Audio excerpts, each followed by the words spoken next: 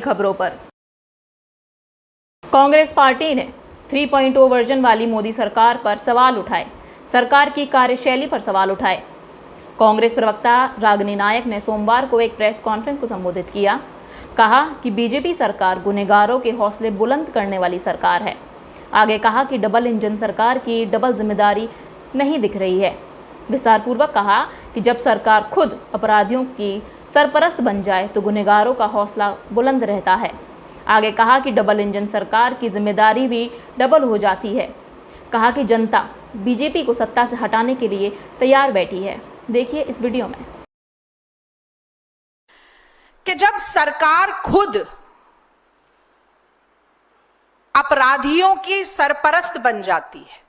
हमने देखा किसानों के आंदोलन में, हमने देखा पेपर रद्द पेपर लीक के दौरान नौजवानों के आंदोलन में, हमने देखा कैसे सोनम वांगचुक आ रहे थे तो उनको रोक दिया गया। हमने देखा कि कैसे पहलवान लड़कियों का, पहलवान बेटियों का सम्मान कुचलने का काम किया गया।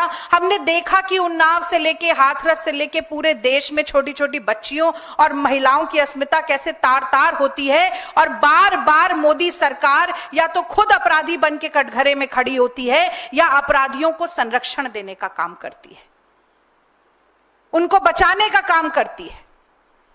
तो जब अपराधियों के साथ ही सरकार खड़ी होगी तो गुनहगारों का हौसला कितना बुलंद होगा और उसके कितने दुर्दांत परिणाम होंगे, इसका भी हमने एक रूप कल देखा है। क्योंकि लगातार प्रशासन का हौसला पस्त हो रहा है और गुनहगारों का इकबाल बढ़ रहा है, इसीलिए इस तरह की वारदातें अंजाम देती हैं।